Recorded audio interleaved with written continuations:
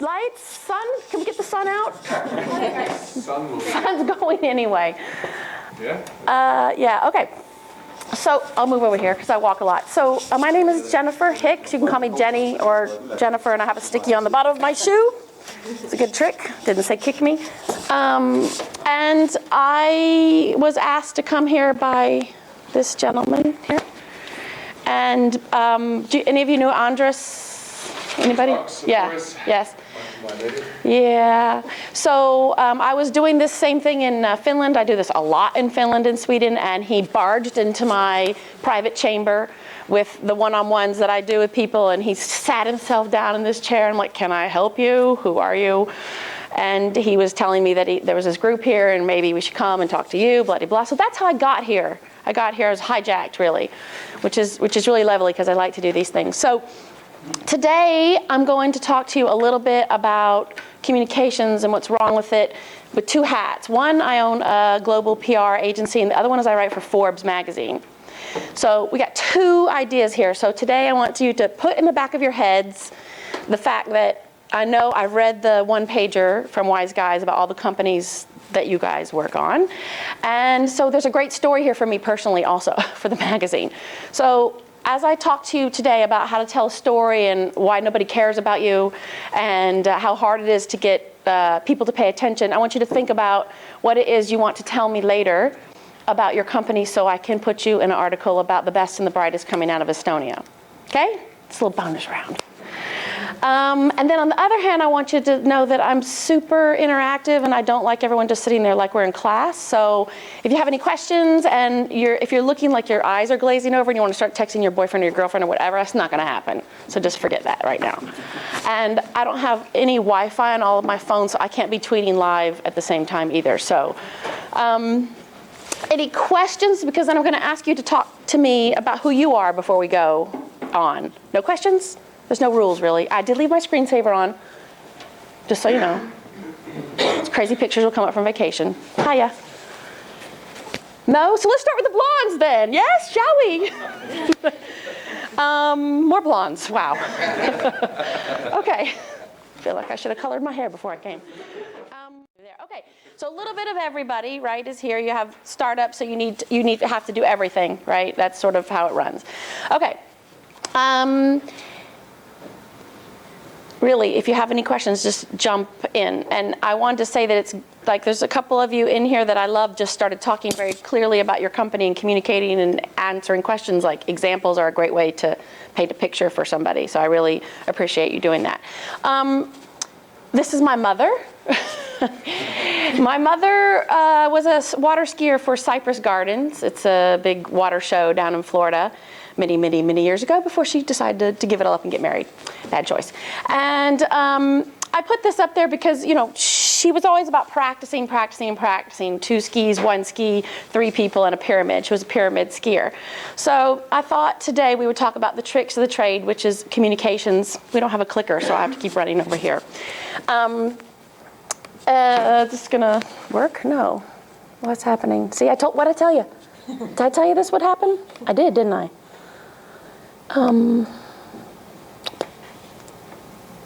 Play from start. Why is it giving me 2? I told you I was bad at this. Oh, here we go. Let's see if this works. Okay, this is me. Can you guys see? This is terrible, isn't it? So I do a bunch of different things. I talked about it. I write for Forbes. I own this global agency. My specialty is mobile. I like really back-end technology. The company likes very back-end technology. We do a lot of coaching for startups and work with a lot of VC firms to help their portfolio companies get their crap together before you go out and not spend money where you don't need to spend money. I think one of the biggest wastes that startups do right in the beginning is they want to go out right away and hire an agency, a comms agency. They want to get everything up and running before they actually even know what their real business agenda is. I'm a really big believer in not spending money when you don't need to spend it, and I think a lot of startups don't actually know how to communicate their message. They want to do the sexiest thing first. They all want to have 9 gallons of social media, which probably you might not need. So we want to talk today a little bit about what you do need and why you need it. And I think that's really important because my company was started 11 years ago when basically there was no social media. We're one of the first, we're a virtual company. We have 10 people based all over the world. They're all full-time, so we're one of the first companies to go virtual. We're also one of the first companies that actually just told our clients they need to have blogs. So we feel like we were sort of ahead of the game. Not that you care too much about us, but it's a pretty rowdy group of girls, I have to tell you. We only have one guy, sorry guys. He wrote a book recently called I Love Charts. He's on Twitter and he's one of our bloggers. We have a whole bevy of people that do a lot of writing for us.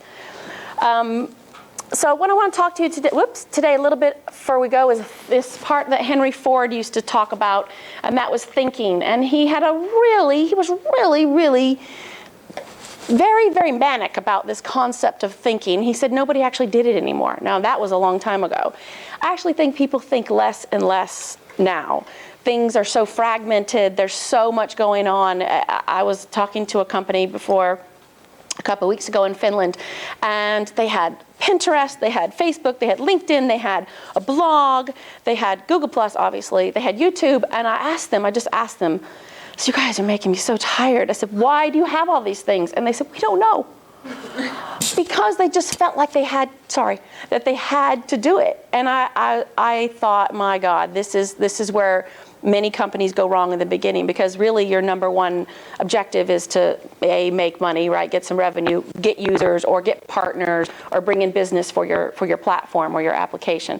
And social media and PR and communications can really suck away your attention from the bottom line. If you don't have users, you're not going to make it, right? If you don't have people playing games, you're not going to make it. If you don't have people using your platform, you're not going to make it. So I always say take a little more time to think in the beginning, or what was my grandmother used to say, measure twice and cut once, right?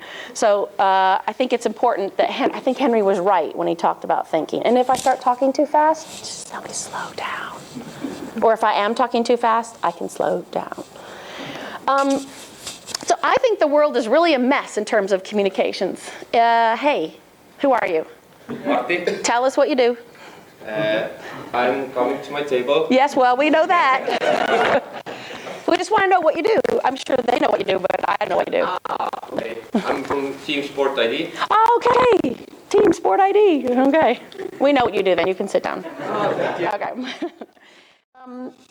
Hijack issues, stories, things that you hear in the media, current affairs, if you hear about, for instance, another conference type thing that's doing what you're doing, to definitely hijack that topic away, not wait for a press release or a product. Know your target audience. I say you should date them. It's like dating your target audience. You should woo them and understand what they like and what they know, and maybe bring them flowers every now and then, or you break up with them if you don't think you can communicate with them directly. If you're just a side note, if you're you're all B2C? No, you're not all B2C. How many are B2C in here?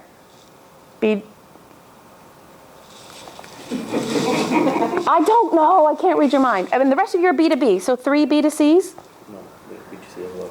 Okay. How many are B2Cs? Hi guys. Hi. How fun is this, though? Okay, so, wow, not even half. Okay, and the rest are B2B?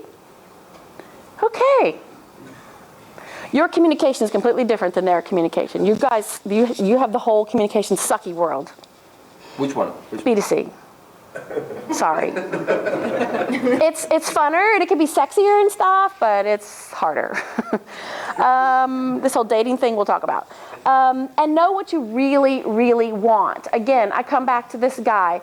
We have all this social media, and I said to them, they didn't know why they had it all. Who is your blog for? We don't really know. Okay, don't frickin' write one if you don't know who it's for, because it's A, a waste of time, and B, it'll go nowhere.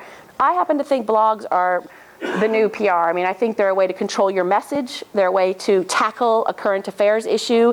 They're a way to sort of argue with somebody, a topic or something publicly without being super contentious or, hostile. And I think that on that note, I will say that a lot of people I talk to in the Nordics and in Europe get a little upset when I say, you should be really aggressive with your communications, they say it's not in our culture to do it. But it is in your culture to be successful, right? Because you are a startup. So there are a way to point out flaws and the competitors' weaknesses without saying they suck, right? There are ways to do that. And I do think that a blog is a great way to do that. You can hijack a lot of topics. I'm consulting for a company right now named Raw Porter. And they basically let you, they have one in Finland too that's a competitor, Scoop Shot. And they let you take a picture, they put up to the site, they put a dollar value content on it to protect your content because there's a lot of people stealing user-generated content. And they're doing this massive social media, Twitter, chit-chatty to get users, but they missed the whole second half of the discussion, which was, doesn't matter how many users you have putting up pictures, tagging them with the price tag to protect the content so it doesn't get stolen, like the Washington Post stole some photos off of Twitter and got sued for it. If you don't have anybody to buy them, right? So they spent 15 months trying to get users, which they did, but they've got no marketplace because the people that need to buy them, ad agencies, brands, media outlets, don't feel like they need to.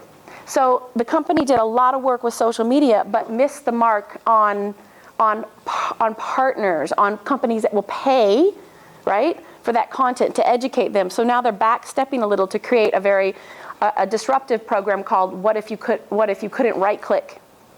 And the reason I'm telling you this story is because their whole purpose is to not steal content, and yet if you go to Google and you look for an image, how many of you right-click to take that image off Google? Every single second, right? So that's, when we had this discussion, that their mouths just dropped flat open, because that's really the heart of it, right? How do you draw attention to, how do you get Google's attention? How do you get the world's attention to say, it's not legal for you to steal an image, right? And right-click. You can't do it with music anymore. So they've had a big turnaround where they've backing off of the social media in terms of getting users, but shifting into a blog-based issue hijacking program. So they were able to shift their resources, and now they're actually getting some funding. They're getting 1.7 million, which is really good, because investors can now see the value to disrupt an ecosystem, right? And sorry for saying this about investors, but they're not that smart sometimes, right? They just want to put a label on something, and they want to know, where do you fit, where are you going to make money, what's your barrier to entry, blah, blah. And it's up to you to tell them a story about how something's going to change. And if you don't tell them, then they probably won't get that.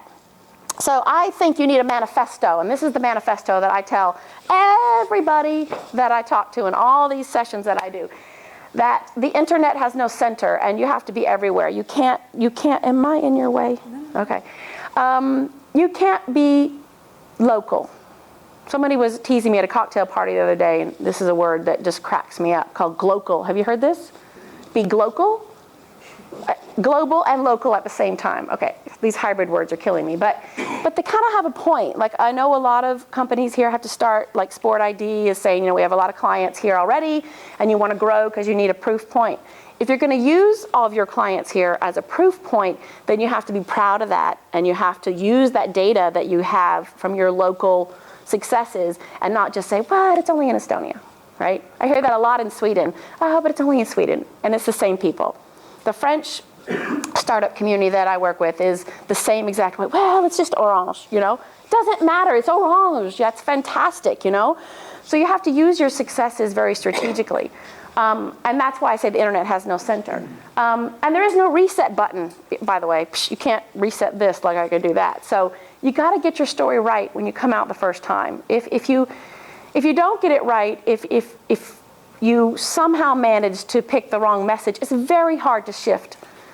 There's a startup in Copenhagen that I will not mention names, and they have had a bear of a time shifting their message because they have some new investors and they wanted to make some changes, and they weren't honest with the media, actually, and they did shift. They changed their name just a little bit, but a friend of mine that writes for the Next Web called me. He goes, "Isn't that the old company with a different funder under a slightly different name?" And I go, "Oh my God, it is." They sent out a press release that didn't say that, and what happened was, when the news came out, everyone just sort of tanked it, because they were like, "Oh, it's a new skin, you didn't tell the truth." That's not a good thing. It's really hard to recover from that when you're a young company, I think. So I always remember that. I always think you should tell a story and you should not talk about a product, because if I get one more freaking press release that says, we've just passed 700,000 downloads, I'm going to scream. It's not about the product unless you've invented a new way to control the sun, right? It's not. It's about how you're using technology to make your platform or your application different or special or reach users or something like that. It's really, very few people care about the technology unless you're unless you're doing something super techy that needs to be in PC world or computer world, right? So I know all of you may think your technology is super special, but actually it's all just reiterations of things we've done, in the past. So if there is something super special that you've discovered, then think about how and who that's going to be important to. Probably not so much TechCrunch. They're not going to care, right? So this message thing, to think about who you are and how you talk about yourself, is really important. Your media and your influencers are everywhere, and probably you guys are also bloggers too. I own another tech blog that has a bevy of tech writers for it, and they write everything all the time. You never know who's out there to influence you, so no matter who you're talking to, you should be very careful to always know your story and who you're talking to. I only say this because I can't tell you how many times I've seen a startup in a room blabbing away about funding and they're bad investors and how they're deluded and blah, blah, and they're talking to a TechCrunch reporter, right? That's going up. It's very hard to get Mike Butcher not to write about something like that. So people, and we'll talk about this later, what reporters and Medium bloggers are looking for, and they're looking for a scoop. They're looking for something different because everything's the same when it comes out. Yesterday there was a story on Twitter, and I can't remember who it for, GigaOM at VentureBeat, both tweeted it at the same time. 0 seconds, 0 seconds. And I thought, but I saw VentureBeat come up first. I know that reporter's super happy, right? But the stories are the same. They're the same. This got this funding, they just passed 700,000 users, this funder left, and the CEO was with so-and-so, and they came back. That's not going to get you users. So we're going to talk also a little bit about who you have to talk to. Maybe it's not the sexy media you think it is. Maybe it's mobile marketing. Maybe it's computer world. Maybe it's a story in Forbes that will get you over and out. Or maybe it's I don't know. Maybe it's an event magazine. Where's your audience? What are they reading? And that's another problem with this chaos. People don't really read much. How many people used to? Can't say Google Reader anymore, can I? Okay. So how do you guys read news? How do you get your news? No news. Forget news. News is right out for you. Okay. Newsletters. Newsletter? Wow, really? Yeah, different sites, yeah. Huh. I'm making a note. I like that. I know. Anybody else? Why not? It's exactly right. That's good. Twitter. Huh? Okay. Oh, really? Huh. Google Reader. Rest in peace. Who knew? Yeah, Twitter. Anybody else in the back? Yes. Facebook interest lists. Whoa, really? Yeah. For your own personal news? No, for my business related. But so when you go to Facebook, and that's where you get your business related news? I do social media marketing, so. But that's where you personally go to learn about stuff, news, business news. And Twitter also, But which do you use more? Twitter. Thank God. This is like, Yeah, because you do know that Facebook is no longer a social network, right? It is an ad network with a social layer. Okay, just so we're all clear on that one, right? We're all clear, right? I probably was the one ruining it. You what? I'm the one ruining Yeah, you probably are, but yeah. You and Facebook, right? No, that's interesting to get your news there. So most people are Twitter, right? I'm kind of old school. I set a bunch of Google alerts too for topics. LinkedIn is also great. LinkedIn, If you yeah. are a member of a group. Good group. What do you guys? What do you guys do again? I'm actually founding tea, spices and herbs mixing kind of venture. What? That's cool. Tea, spices. Playing around with plants and creating new sensations. New Oh, kind of I have to tastes talk to you later. I had this a hybrid idea of that 5 years ago, but not just like that. But it has to do with plants and stuff. Nobody's done it yet. I give it to you. Okay, so LinkedIn, and you go to LinkedIn for the groups. Kind of industry news. I like LinkedIn a lot, and I think from a B2B point of view, it's a very useful tool, and it's nodding and great. It's also very hard work, and it should not be taken on lightly. Short segue, because I've set an alarm, so I know how much time I have left. I didn't actually believe, because true confessions, I didn't actually believe that LinkedIn really worked about 2 years ago. So we took it at the agency upon ourselves to figure out what the heck is going on with this thing and how to use it, because I felt really bad advising clients to use it if I couldn't back up with real hard numbers, data, at least to show them what worked. So we asked for clients if we could hijack their, hijacking again. We could hijack their LinkedIn accounts and figure out how to drive traffic to their blog. We had no idea, zero. I had no idea.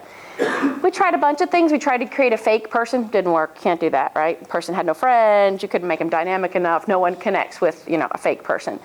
We tried to pimp out the company profiles and connect them into groups. Can't do it. Couldn't do it. And the third test group was, we'll take the VP of marketing and we'll totally pimp their profile out. We'll make it less personal, but fix their bio to be a little more, not a corporate, I worked at this job and that job. Put the events up from the company. Just tried to change it to be more dynamic, less company propaganda-ish, but a little more neutral. And then we took the hard road and we went in to groups that were in their industry. And this was it took 4 months. It was a lot of work. And looked for groups that had the right target audience that they needed to reach. And whatever the goal was of the company, partners, customers, or users in a B2C point of view, we went in and looked to say, what is this group's focus? Do they have an RSS feed that you can put a link in? Took a lot of time to sort through some of those groups. Are those all competitors? Are those just people mouthing off? Who are the people in those groups that can bring value? In this case, some of them were operators, some of them were chipset guys. That was the group that this particular company needed. And so we took 3 groups, and each group, every week when we wrote a blog, we put the blog link into the RSS feed, that slides across the top. And then we waited 4 more months. And after 4 months, we aggregated all the data, and here's what we found out. I'm making one big statement now. Ready? 68% of all the blog readership of all the companies that we tested came from LinkedIn groups. That's a pretty big number. Then I felt okay to recommend it. The one area where the readership was B2C. Which makes sense. So I give that to you. And what I'm saying is that was it was a very difficult experiment. One, to admit to your client that you didn't know, because we didn't know. I didn't trust anyone to say, oh yeah, you got to do it, it's fine, everyone's doing it. But in the end, I want people to come and back to my clients and say, I read that blog about, the 15 handsets in China. They're nothing like our handsets in Western Europe. That's a good thing, right? That helps that client's business. It helps them grow. They happen to be Finnish. And they do mobile phone testing. And so I think that experiment shows the value of the power of social media in reality, right? How it affects your bottom line. If your bottom line is to get 500,000 new users in 3 months, then you need a different strategy, right? If you need to get all the game publishers, I don't know who you need. If you need all the game publishers, then your entire communications program should be focused to that audience. Creative agencies. Huh? Creative agencies. Or creative agencies, right? So what do creative agencies read? Magazines and blogs about marketing. So, that's maybe not the funnest area to go to. So your stories have to fit that particular market. So that's good. Good for you. So, yes. What was the hardest part about the experiment? You said it took 4 months. Well, it was research. It was all, I think, this is really bad. Everybody, my next slide is about the short attention spans that everybody has, right? And I was really pissed because it was taking so long and it was so much work. And then I got pissed at the whole digital social comms agency. I have lots of friends that run things in New York, and I was like, you guys are full of crap, right? You don't even know. You don't know how to measure. You're just guessing. So I think the thing that was the hardest was, 1, not knowing, and 2, it took a long time to research, to really think about the right groups. And I think that was surprising to me personally. I was shocked, and everybody at the company was shocked. Like, we had a lot of bitching for a long time. I can't look at another group again. You know, we went from a big list of groups down to 3 or 4. So that was the hardest part, and I think it was worth the time spent. You know, I think if you guys, anybody wants to use that strategy, the hardest part will be actually finding those groups, the right groups. I mean, I wrote a story about a lost cat that was returned through LinkedIn for Forbes recently, and they posted it in some cat animal groups in LinkedIn, and now I'm completely bombarded with cat people all the time. Like, no, cat just fell out the window, it was found through LinkedIn. You know, so there's also a great passion there as well. From a B2C point of view, there was a lot of passion in that, right? The cat lost LinkedIn group. So LinkedIn has a soft side, I think. You just have to tap into it, and that's a good example of the soft side of LinkedIn. But I really honestly think that communications is harder than it used to be. It used to be, I do this presentation different every time. It used to be one straight line to your audience. You know, things were in a journal or it was just a few digital publications and it went straight out. And now it's a bullet out of a gun and it goes like this all over the place, you know? And that's hard. You know, where is your audience? Who do you have to talk to? Are people actually reading those publications? Or are they getting them in a feed, you know? Most CEOs, most decision makers, I can tell you, are not reading Twitter. And they're not reading a feed. Right? That someone's maybe they have a Google alert set up or something. Most CEOs I talk to don't have time, right? If the more advanced ones may be on Twitter seeking news, but they may also be there personally for other personal interests. So you really have to know what people read and what influences an agency. Like Brand Week may be a good place to go. Where do they go to learn stuff? Their world is a mess, right? I mean, I get incoming 24/7. You guys must too. You must get incoming 24/7. It's a mess out there. And the only thing you have to do is think about who it is you need. Who do you need? Who do you need to reach? That is your single-handedly is your focus. Okay, I think global from the start, but no one listens to anything anymore. I say this all the time. Nobody listens to me. No, I said that already. But again, back to this short attention span and incoming. There's so many. I've seen articles. I have sat at a table of journalists in Vienna at the Pioneers Festival, and all of them, we've all talked about how, you know, nothing sticks. Like, it comes in, you write it, it's done, and the next day, the similar company will come back and they'll write the same thing again. We're talking about tech media, really, because they don't care. But there's nobody really reads. Nothing sticks anymore unless it's shocking, right? What is the last news in the past week that you remember? What's a piece of news? Current affairs. We'll take 2. Current affairs. What's a piece of news in the past week that you remember? Yeah. Oh, yeah, that guy. But that's a single piece of news he remembers. What about you hiding behind the graphic designer guy? You don't read. in Russia. What? Meteor in Russia. Okay. You remember that? Okay. Anybody else? I saw a funny thing about Putin on Twitter the other day. Reminds me. Nobody? What about you hiding in the corner? Nobody can remember any news. What about tech news? Any tech news you remember? HTC came out with a one. They did, and then they were supposed to come out on March 15th, and then they... I don't know. Product problems, because I wanted one. Uh-huh. Anything else? Samsung, Galaxy, anything? Galaxy. Any, what? Galaxy, okay. Android people, yes.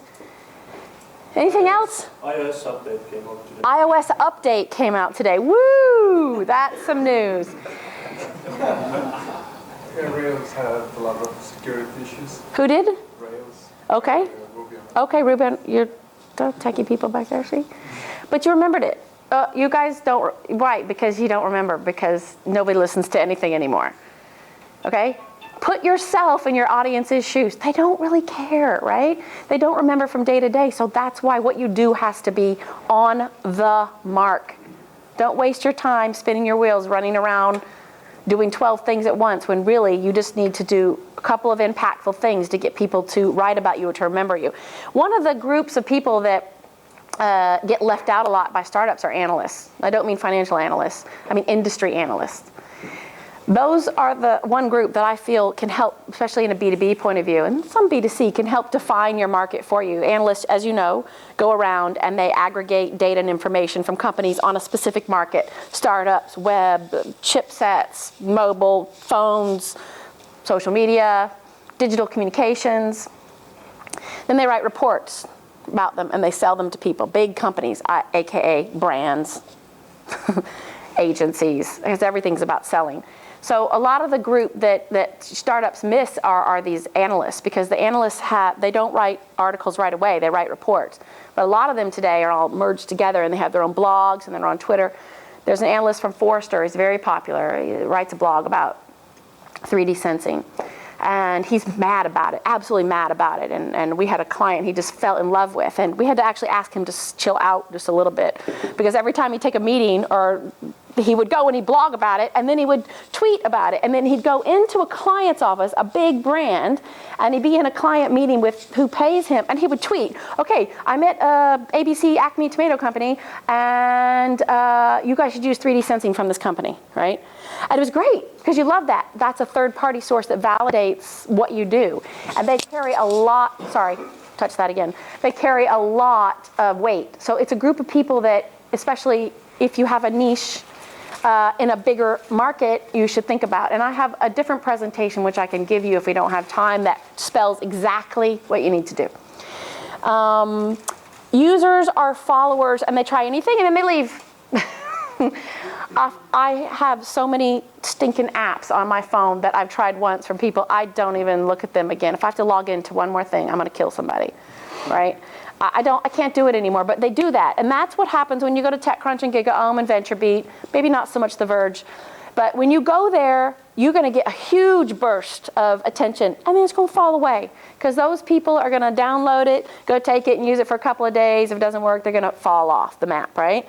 So you have to remember that users are followers. They go with the crowd. Anybody use Path here? Woo, I love Path. No, see? Did a I spent $1 million on that interface. $1 million. It's absolutely stunning. But people can't figure out how to get in there. So I want to know why they spent $1 million, right? It's beautiful. It's beautiful, don't you think? What's that one? It's like I don't know what to call it. Photo sharing, new Facebook social network without ads, stream of consciousness.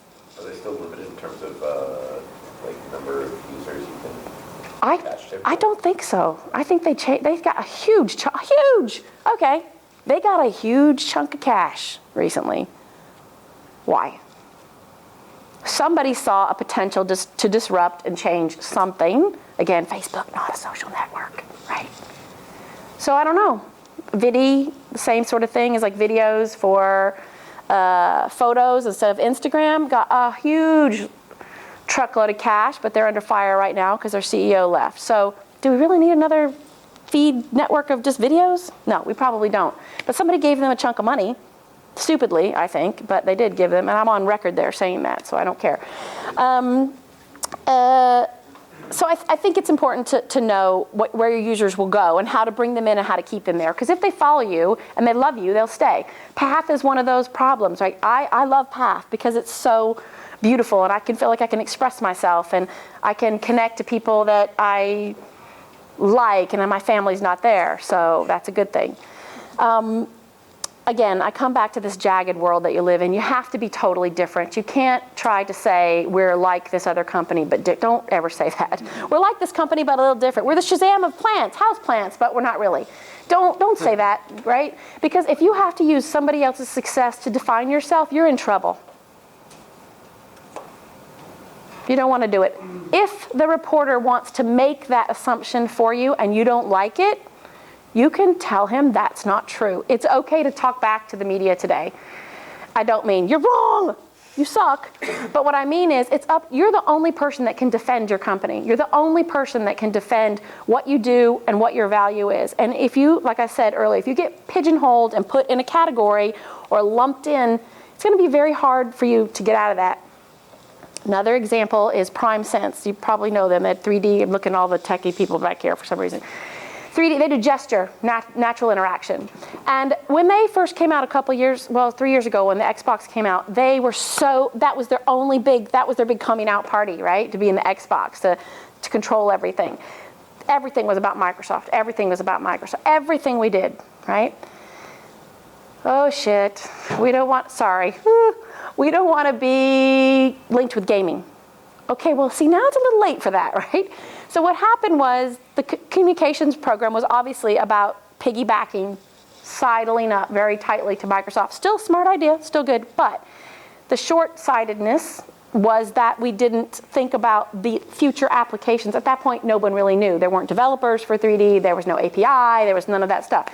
So what happened was, about a year later, obviously, they were like, well, this can go in robotics, this can be in education, it can be in display, it can be in retail.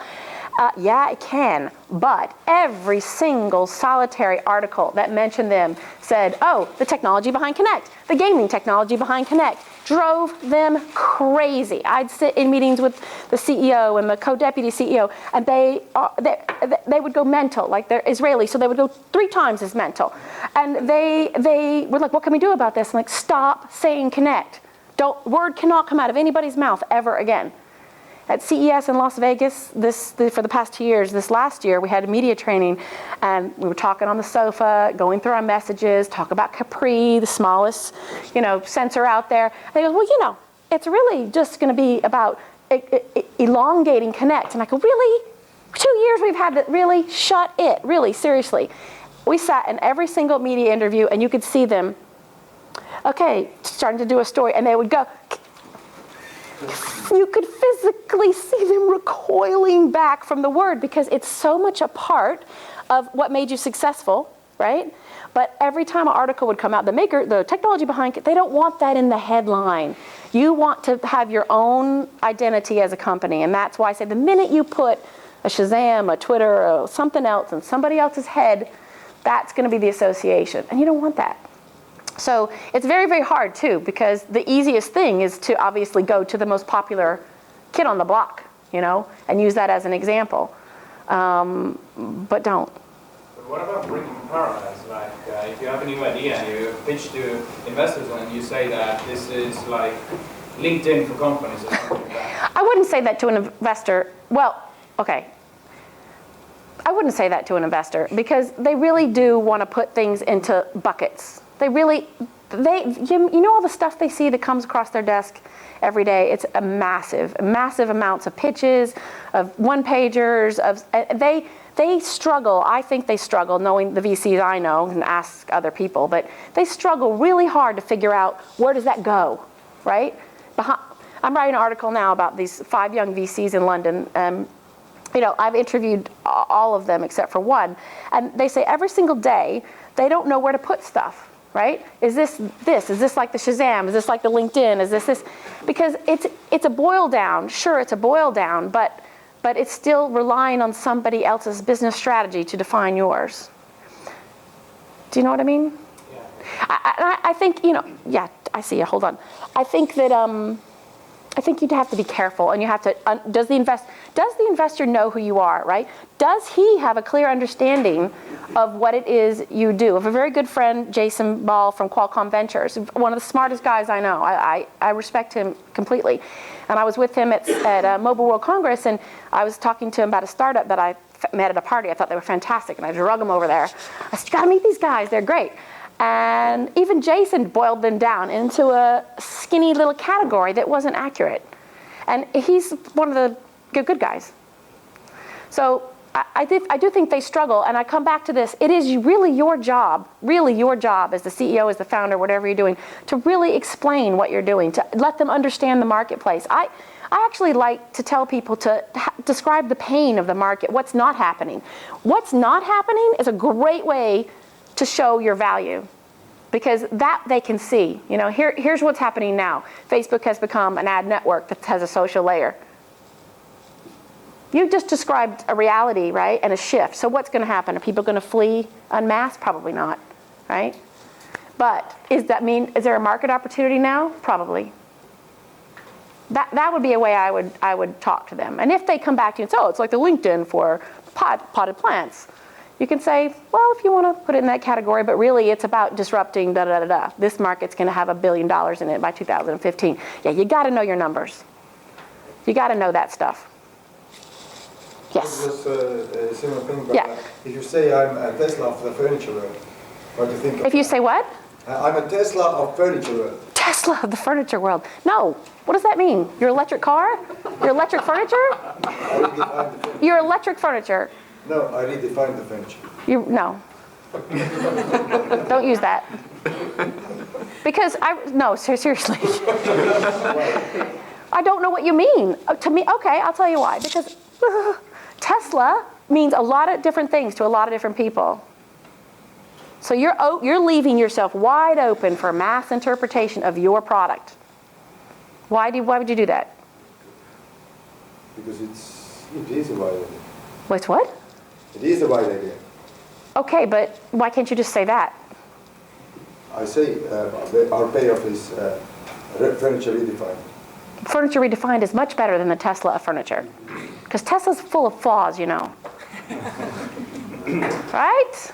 But maybe it's better to compare it to everyday thing, not a product. An everyday thing, yeah. Compared to sandwich, for example. I like that idea. Everyday things, right? Because you can't misinterpret a sandwich. or how Granny does things. Or Yeah, I like that. Putting yourself in an experiential definition. Does everybody know PowerKiss? They're in Finland, yeah? Okay. She makes furniture, wireless charging inside of furniture, right? See, that is immediately what I thought of when you said that. Having your furniture do something for you. It is. Yeah, and also think Tesla again too. I mean, what do people know about Tesla? What is your opinion of Tesla? Anybody? Invention? A new invention? A mad inventor. A mad inventor. Yeah. I think that's not like the British mad either, right? the best electric car so far made. Okay, first electric car, yeah. The best.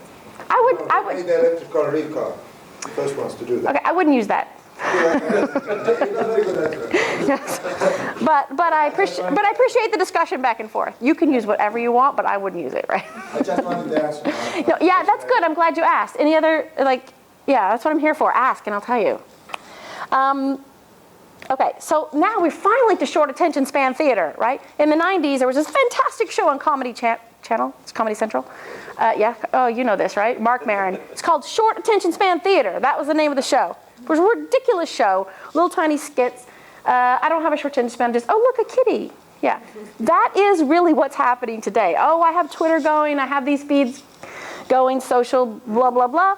And people go off, which is why very few of you can remember the news, the tech news this week, or behind the Pope, right?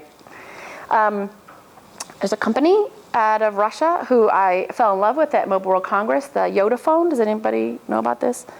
I wrote an article on it, and basically, I don't know if he's going to make things worse or better, but it's a smartphone on one side, and the back is an ink e-reader. And I was like, oh boy, here we go, right? This is going to be total bullshit.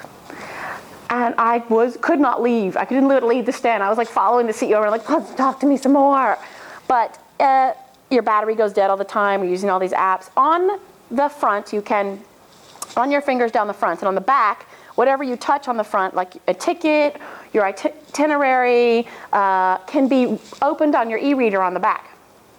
So his whole point was gadgets don't have souls anymore, don't have emotion. So he tried to put a lot of emotion into the phone that will fit your life. Okay, the technology, probably not so different, right? But the uniqueness was, and he said this outright, I'm sick of people building phones to spec. So I wanted to do something different because we're all like this or like this, right? All the time. So we have to, we're not going to do away with these gadgets. They're never going to go away. So why don't we make them more adaptable to how we use them? And the phone is a huge love effort by a bunch of people around the world, by Qualcomm, by Corning with Gorilla Glass, by two very innovative agencies in Russia. They made this phone together as a group. And it's an Android phone, so yay. And it's truly a beautiful piece of machinery because it does, in fact, allow you to keep your whole entire social network that we all keep open running on the back, but not drain your battery from the front. So I know there's some power in disconnecting, but at sometimes I don't think anyone's going to put I have 3 phones, right? And I don't think that we're ever going to really put our phones down. So the uniqueness of this man was like, he never once used, I'm like a Tesla, I'm like a LinkedIn, I'm like a Shazam. He not one time. He was talking about what you were talking about, imagine if. When you swipe your phone open, what's on the front? Is it your child? Is it your dog? Is it a beach landscape? You swipe it away and it's gone. Then you have all these apps on there. But what if you could keep that picture? That picture can stay open on the back so you can look at it. Look at your dog on the back, you know? It is sort of more of an emotional way to connect with the device, and that was his point. A lot of people didn't like it. He didn't care. But I like the way he told the story because he didn't talk about technology. Only when I asked him actually not to, so that's probably why. But he did talk about his partners and how he had to go into the ecosystem and get them to unthink their process for creating a phone, which I thought was kind of interesting in a market that's so highly competitive around handsets and specs and 4.3-inch screens and the iPhone. And so I always think about him now when I look at startups because they didn't have a ton of money. They just had a vision. Whoops. So this is where my computer, I came back from holiday just yesterday, and my computer now has a mind of its own because I didn't use it for a week. Whoa, and I'm not even really touching that, just so you know. Artificial intelligence. It's, seriously. Look, I'm not even touching. Okay, I think that's the next slide. I put this one up here because Indabando used to be one of our clients, but where do you really want to be? Where do you want to be? Where do you really want to be? What's really, really important to you? Okay. What was really important to them was to be in every single girly lifestyle magazine listed in the app. It was really important to them at that particular time. 8 months, that's all we did. That's it. Nothing else. All the lifestyle magazines. Nothing else. It worked. Here's one of the proof points. Magazines, by the way, take a lot longer to get into. That was in the physical magazine and online. So think about it. I tell people this all the time. If you need to do something for 6 months to reach a group of people, to reach users, throw all your bullets into that pile for users. At the end of that 6 months, see what you did, and if you need to go now and work on partners, then shift. It's okay to shift. It's okay to move around. A lot of companies want to prescribe this one-pill-fits-all agency plan, and it doesn't work that way anymore. It really doesn't. You have to really target. This is my favorite one, really. The media are, here's who you're dealing with. These are the people that you have to deal with. They're jaded, they're vain, they're lazy, they're disconnected, they're busy, they're overworked, right? And they want a scoop. You talk to Robin Waters, you talk to Mike Butcher, you talk to any of those guys on the phone about an embargo or an exclusive, and they'll say, are they getting it first? I wanted it at 12:01. They can have it at 12:02. Yeah, it's not really scoopy news what you guys are doing unless you just got bought by Facebook. That's scoopy news. Downloads, not news. These guys are just worn out, right? So you have to really make a difference and an impact with them. You've got to figure out what they want and what's important to them. And that is, we're going to require some thinking. Whoops, tools. Oh, the reality? Yeah. And again, this is you out here in this big gigantic sea of people. You in that big crowd, that's you. And that's the media that you want to reach up on stage there. You're in the crowd somewhere. There's thousands of you. Thousands. It's a bad picture, isn't it? Okay. These are the tools, the toolbox, the towel that I said I think you need. These are the things that you need. How you apply them, I don't know. But this is where I think is your go-to toolbox. Storylines and a message. Your message is really important. What is your message? What is your message? No, I'm not sure yet. Okay, not sure yet because he's on his 4th startup. Not sure yet. Okay, what is your message? No, okay. What's your message? Mobile gaming is a good way to advertise your brand. Bingo. He's got a message. Anybody else want to tell me their message? Yes, Tesla furniture. So that's all I can think now. Go with less to carry is more fun. But what does that mean? Everything. But we meet in a furniture area. Oh, but okay, tell me. Life with less to carry is more fun. Life with less to carry is more fun. Okay, that's true. But what is your message to get people to buy your product? Buy less, and we make it free. Free of. What do you do exactly? Tell me exactly what you do, as if I have $4 million in my coat pocket. We actually redefine furniture to be light and be very, very flexible. You build furniture? Yeah. Do you have a physical product? Yeah. Okay. But this physical product is very, very light and very, very flexible, which is actually making you free. It's like. So I could carry it over my head to another work area? Or you just move it in one day. You put your things into car and you put it up as a furniture in the next place. You don't have to take a thing. And so who are you selling to? Furniture? Who are you selling your? We are actually looking for target, and we thought we have done a little bit of targeting, and we have the vision who we try to sell. But first we thought that we make a test one on a startup incubator. Yes, yes. Do you have a piece of furniture here? Did you bring something with you? No. Yeah, there are pictures of. Okay, I need to see this thing. Well done. So, but this is your furniture. You make furniture. No, yeah. You physically make furniture. I'm just now getting this. We're actually selling a lifestyle, not furniture. Lifestyle. But, yeah. I like that better. And that's why we. I don't read this, but I'll have to look. I mean, I do read Forbes, obviously, but They have this in English. They okay, say that I'm going to look it up and read it because I can't follow it. Yeah. So your idea is to sell it online or to? Yeah, our idea is definitely it's an ideal online product. You can actually make your own furniture. Okay. And all the production stuff is made also online. So the signals to the factory and okay, so I can go online. I go to your is sent in the same time when you buy it and you. Got it. So I go online. I design my own furniture, and it gets sent automatically. I can pay online, and then it gets shipped to my house or as a gift to somebody that I want. If you don't like how you made it, you can actually rebuild it at your. Okay, that's cool. Million times. That's really cool. That's really cool. You got to tell that story better. Maybe you told it great in Forbes, but I didn't hear it. That's really cool.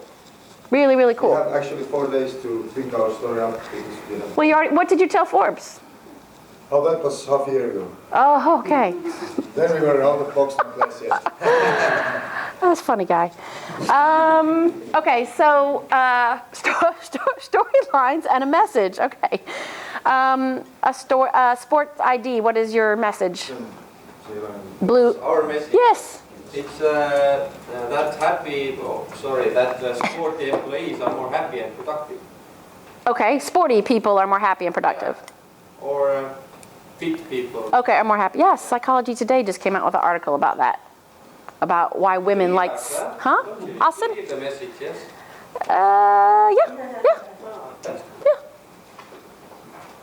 Yeah.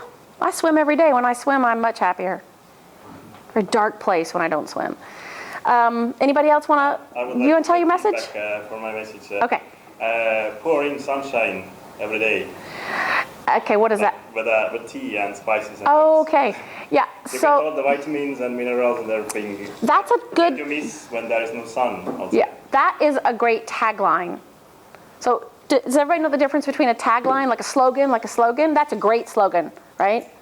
That was also a message. That was a good message. But you have a great tagline. But what would your message be to people to come and to buy? What's the sell point? Pouring sunshine, yes, that's awesome because clearly no sun. But you can do that every day with tea. But what is it what's the value that you're bringing to them? What do you? Actually, two values. One is like playground. You can play around with all the spices and the teas and the herbs and stuff like that, and create new tastes and smells and so. And make your own kind of tea mixes and tea blends. So is this going to be online? You're going to be able to do this online? No. Oh, it's a physical store. You will do it at home. Okay, now explain yourself. Okay. What does the company do then? Well, actually, first of all, I thought that I would start with workshops, like tea blending workshops. Oh, because people are crazy about tea. Yeah, then they can learn there tea blending, and then they can do it at home as well. But actually, many already do that. So, for example, putting ginger in your tea is also blending. So you'd be like doing like live workshops, like tea education then, basically. Yeah. But would there be any online component? No, it's all physical, right? It's all physical, Okay. but online will just has to support it. Like selling the teas? First, I would like to found tea club kind of that. Tea club, A okay. community that comes together and is. So how would you sell yourself to a funder, to a VC then for money? But you're just starting out, right? I wouldn't say. You wouldn't. Okay. Why are you here? No, just kidding. No, okay, but you're so you're going to have a physical side, a really physical side to your business, right? Yeah. Physical. So I would say, I would obviously then you have something unique. Most people are all going digital, right? But you're pulling people back out into the real world with this experience. Yeah. So your marketing, your communications will be much different than these guys. My guess is that you use Twitter a lot more with some fun campaigns and promotions, to get people, pour a little sunshine into your life type thing, right? To get people to come in to do the tea. I don't know how your website would work, but I would reach into the tea community. Yeah. I'm not a tea drinker, but I would reach into the tea community. And the thing about social is you really do want to build a community. That community should look like your audience or your influencers, right? So for you, in your case, you want tea connoisseurs, tea drinkers, right? Anybody that's crazy about tea. And that doesn't, for you, local is going to be big because if you want to do the physical thing, right? But your global side will be whatever you can do online. So your communications chart is going to be a little mad in a way, mad in the British sense of the word. And I think you just have to be really creative about it. Because you're doing less people are doing physical, more people are staying digital. So I think, to bring people back to a real experience is a good thing. Having a real live experience is something we often don't get anymore in the tech world. So combination, e-commerce, sort of online tea pouring, tasting. And I think that not only the tea community, but as well the coffee lovers community, because they are the same kind of craziness. Good point. Coffee communities are much better organized. Good point, because they're on that coffee. But I know tea has more caffeine, doesn't make any sense. Just seems calmer and gentler. You're right, that's good, that's a good point. So any sort of hot beverage drinker, basically. And you're right, they are more organized. Yeah, well, much better organized. That's a really good point. So there you go. Anybody else have a thing they want to throw out there? No? Okay. The other little block is the PR side, the media, the bloggers, the analysts that I talked about earlier. Could anybody name your top 3 media that you want to get? They're going to carry your message to your target audience.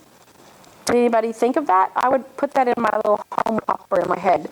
Who are 3 media that you really want to talk to? My guess is that they're all a little bit different. If they're all a little bit different, then your pitch to them, your story to them is all going to be a little bit different. At my company, we never pitch the same reporter the same way, ever. We do customized, hand-done pitches no matter what. We start with 25, top 25 of who we know, depending on the story, and then we whittle it down. Pitches are all different, every single one of them, because people are different. You mean a sales pitch? No, pitch to get them to write about your company or include you in an article. Or to talk to them on Twitter or Facebook if they're there. How to find it out? What's the right approach? The right approach is to find out who are your top 5 journals that write about tea or coffee, right? And see who writes. Research, back to this pesky thing of research and thinking. It is not pretty work. You can attest, it's not pretty. So I would say, what do tea drinkers read? Get your top 10 tea bloggers, coffee bloggers, right? Talk to those people, then pitch to them your story. I think I have, let's get something like maybe 150 pitches a day for Forbes in my box, 150. I delete usually all of them except 3 or 4. And then the people I might keep may have some outrageous headline, outrageous subject line.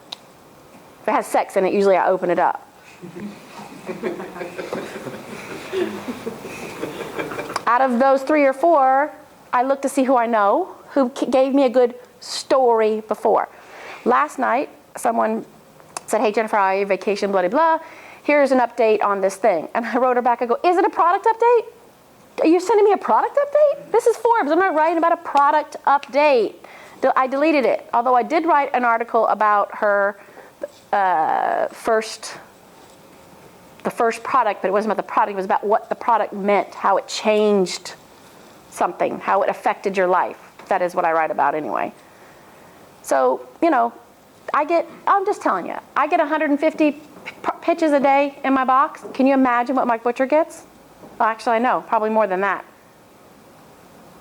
So you got to stand out, and you got to think. You got to think what's gonna make the news. Usually with those guys, it's funding, but you know you can give them something that will work. Social channels: Twitter, Facebook, LinkedIn, Google+, YouTube, Pinterest. Oh, I hate Pinterest. I hate it more than anything. I'm on camera. I hate it. Don't understand it. Don't understand why they got money. I don't know. But that being said, it can be a useful tool if you have a product that fits Pinterest. So I think it's very, very important to know, do you have a product that fits Pinterest where your users will go? If you do, you should use it. If you don't bother. Again, I think everything should go on Google+. It's just a personal opinion. We use it with everybody. It works. People love it. It's a good spread. It's easy. It's easy. Super easy. YouTube, same way. Videos, super easy. Good spread. Good viral pickup. What's your biggest, maybe not I have complaints about Pinterest, but your... Oh, I don't understand it. What is the point? It's just basically also an ad network. What channel are you talking about? Pinterest? Pinterest. Okay. Yeah. Do you use it? Not really, but I think this is like for beauty products. Beauty products, okay. Beauty products. Maybe furniture? Yeah, I have seen this, but I never understand what it is. Yeah, it's just a board where people put up photographs, pin them up there, boards. Yeah, I mean, it started out essentially with women. Girls, we can say that. Women, girls, it's okay. We are. And, you know, if in the past, if perhaps you created scrapbooks. Yes, like, this is what scrapbooking. I want my wedding dress to look like. Yes, it's and ridiculous. This is, you know, Ridiculous. what I want to Yes. cook and Yes. things like that. And they still, at this point, are, I think, about 65% women. They are, and I have some infographics when they shut down another food. They shut down, they bought and shut down a food recipe sharing site. Shut it down, sounds like Google, doesn't it? By Dodgeball shut it down and resurrected at Foursquare. You're right, and it is all women. I have a great infographic on the statistics. Like, what? I am not in any of those categories. I hate it. I've been to it one time and I shut it down. But I have some VC friends that love it to go pin hot girls just for fun. And you know, I mean, I think that it's used a bunch of different ways. I think it's that's all in vain. But I mean, you're right. But it does drive traffic. It does drive traffic. She's right. It does drive traffic because it's a brand. It's just ripe for branding. It was like, You should be there with your furniture. the useless but beautiful looking furniture is pinned. Well, so you can change that. You can make Pinterest more beautiful. Tea. That's why I didn't understand what it Yeah, yeah, and teas, beautiful teas. Teas are quite beautiful photographs, right? That's Fitness. really fitness. Yeah. Fitness. Yeah. Anything else? Not games, no. So think about how you use stuff. YouTube, I like a lot. How would you use YouTube? Because most of the videos get only a few hundred views. But you know, maybe who are those 100 people? Here's the thing. Do you remember? I'm going to get this all wrong. I know it, so I'm going to make swooping generalizations. A couple years ago, Procter & Gamble did a campaign with. Okay, I'm looking at the American in the room. Okay, sorry. Okay, it's a sports guy, he's a football player, and he was half naked in a towel. Real football or our football? Our football. Okay. Yeah, and he was for Old Spice, the deodorant. Yeah. Yeah, see, and he. Such a good ad campaign. Yes, but the thing is they had something like 2 million views, and they took it off the internet because they didn't know what to do with it. Right? So you can have 2 million views of something that's funny, of a good-looking guy in a towel hawking deodorant, but does that turn into a sale? And what they found was, no, it did not.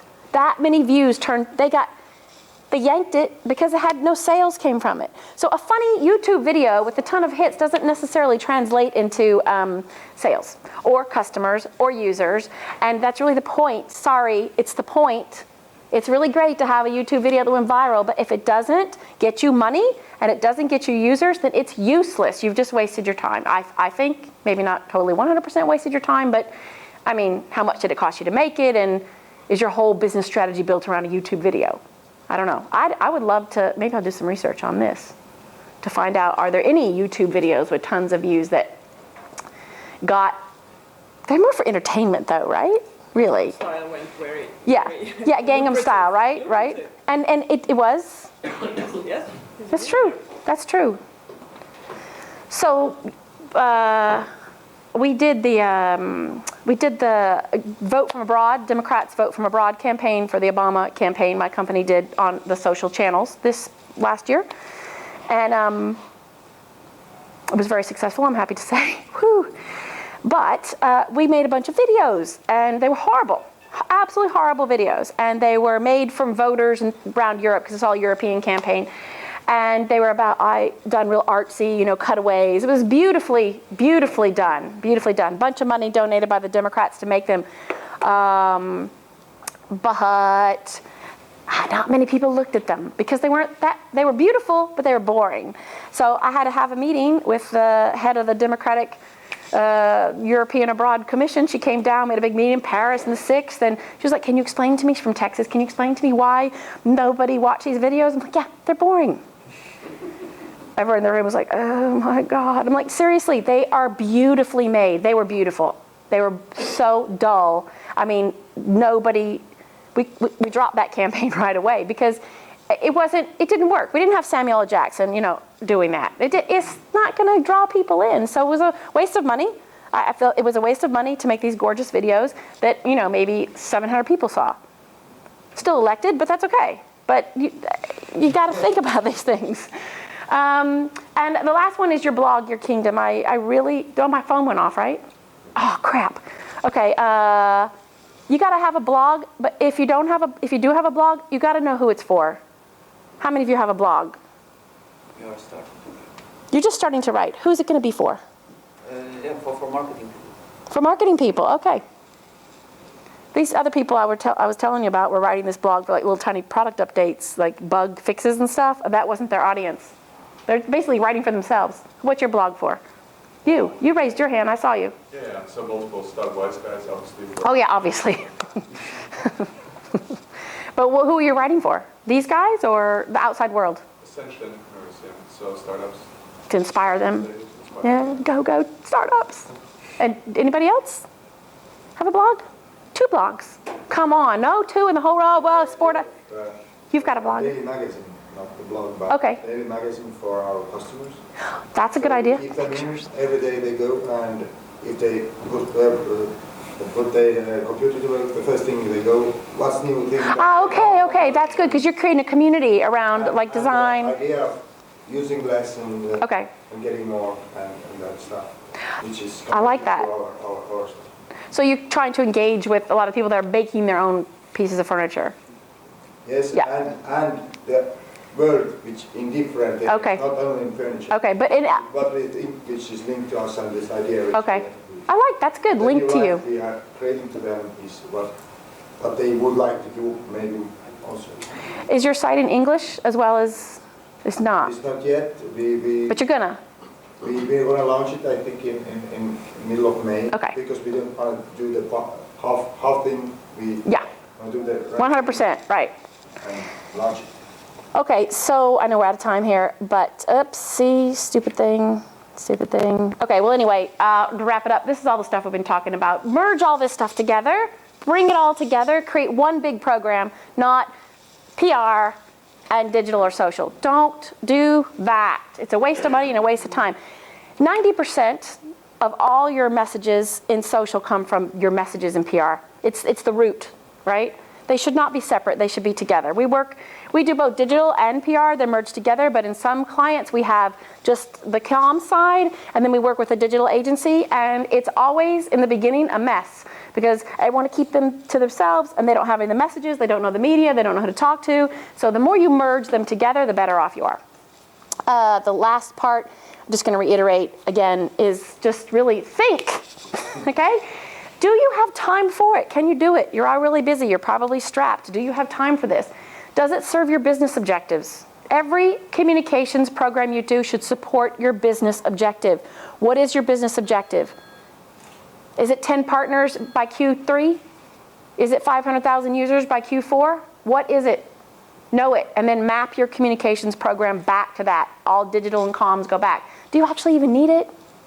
It's just fun, everyone's doing it. Do you really need it? You might not. And does it make sense, really? These are things you should all be asking yourself when you sit down to make a plan. Does it make sense? And again, where do you need to be in 6 months? Do you need to be sold? Do you need 1.7 million? Where do you need to be, really? We won't work with anybody. We will not work with anybody until we sit through a discovery session and we map this out. There won't be one single piece of ink dropped anywhere until we know what your plans are. We've worked with a company for 6 years now, and every quarter we sit down and redefine what their roadmap is. We want these new partners. We want new developers. We want new developers by how many? We don't know yet. Well, then tough, because I can't measure my success until you tell me how many new developers you want. And that's how you can understand growth, right? That's how you can measure your success. That's how you can sell yourself back to the next investor that wants to give you money. You have to measure everything. Real measurement too, not these fluffy graphs and art, real measurement. Okay, and that's the end. Are there any questions? Probably not. Maybe like 4 people. Yes? When you do PR for other companies, how do you set the mood or start to think like them? Yep, I'll tell you, we do what we call a discovery session. We come in, we spend a day and a half or 2 days with them. We make them block out their time, top executive all the way down to whoever's going to be involved. Maybe we bring in peripheral people. Maybe there's some engineers that we need to write for the blog, we need to understand, and we just rip it apart into horrible shreds. And before we even talk about PR and a blog, and we have a serious little check sheet, and we go down to really dissect what is your message, what's your tagline, what's a problem, what's the industry like, what's the biggest hot button right now. What's going to happen in 6 months in this industry, right? Just to really understand, because I can't apply a message, a story, a press release, a Twitter. I can't do anything until I understand the landscape. So usually, to be honest, really, if you're moving fast, you can do the whole thing, the messages in a month. But technically, it usually takes longer than that because of the companies, not because of us. There's thinking, people on vacation. We change our minds. Basically, you do a really long brief. For me, it's like, how can I get a 20 or 30 years older CEO to spend lots of time? Yeah, you have to, or else you're going to be screwed. And it's hard to. I told him today. It's like nailing jelly to a tree, right? If you don't nail it in the beginning, if you don't get something solid, then you cannot measure yourself, and therefore you cannot measure your success to resell your services back to them. But more than that, you can't succeed on a movable goalpost, right? There's no way. So it's really in your best interest to make them, get a 20-year-old CEO to ask him if he just likes taking, 3,000 euros and flushing down the toilet every month, because that's what he's going to be doing. If you can't get him for a whole day, if you're a super guy and you can get it done in a half a day, woo, but I've never seen it done. And they need to sit down. And when they sit down, they start to think about it. You can see ideas come pouring out. I didn't think about that. We did a lot of work for Nimbuzz back in the day when eChat, all that stuff was all the craze. And I remember sitting there with the CTO, and he was going, I don't want to do this. It was like all arms crossed. He was very negative. And then as the day went on, you could see him unfolding his arms, and he was really becoming more. He was sharing. And then by the end of the day, he said something really, really beautiful. And he said, we created this technology for ourselves. He said, but users adopt technology in a different way. And I didn't realize that really until this session, because he was with a whole bunch of different people. And we really need the tech guys. You know, we needed them to help us understand why this update means this or changes the way a person can interact. Not the technical side of it, but a lot of times companies are too close to their own products. We're all too close. I'm too close to mine, right? Everybody here is too close, and how the world sees you is going to be different than the way you see yourself. So I think discovery is a great way to get everybody in a room and squeeze all that out on the table. You come away with a lot from those. Anybody else? Yeah? I have a question because last year we had a very nice session and we were talking about building an archetype around the company, about the brand. Oh, yeah. And what do you think for a young startup? Is it worth to spend some time to really work on that and you know, going with this archetype for the very first moment? Because they told us, okay, you can be controversial because if you will get half people hate you, then you will create this buzz and second half will love you. Yeah. I think it's very, very important in the very beginning to create that personality and that brand. Very, very important. Very. And do you think that you should stick with this archetype as well with the communicating with people on a day-by-day basis, or? Yeah, I do. I mean, I think a lot of times people are defined by the personality of the company in general, and I think I think it's okay to have half people hate you and half people love you, because there's a lot of passion and hate, and there's a lot of opportunity in conversion. And I think that that is, okay, this sounds really stupid, but I think that when you're doing something like that, you know that you're reaching people. Because to have an emotion, love, you know, the crazy Drupal people, they're crazy. They make bicycles and cakes and baby clothes. They love Drupal. They're mad about it, right? But also, to take the time to really strongly hate something, it says you're still invested in it, right? You have a lot of passion in it, and there's a lot of opportunity in that. So I think that is a good way to be. I think, you know, people love and hate Google. They love and hate Apple. I mean, those exist. It exists. And just because you're a startup doesn't mean you cannot have the same strategy.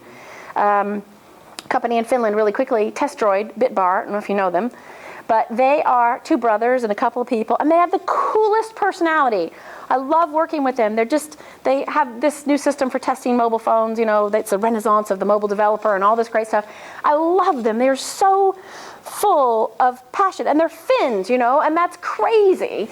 But we had a whole personality disorder. The website was just completely, it was so boring and awful, and I'm like, I cannot stand this, because people are crazy about them. Like, they love them. People just writing and coming out and big wooga, and everybody's just, we can't do it without them. So this energy is fantastic, but so we're having to rebrand them right now, because they opened up an office in San Francisco, and they're launching doing TestDroid, but now we're doing iDroid, and we're doing WebDroid, and so we're trying to keep the droid thing in there because that was their brand. Everyone recognized it that way. So now we have these little icons with like an eye above it, and it's beautiful. So now the company is now developing this fantastic personality before it truly lifts up and spreads and sprays.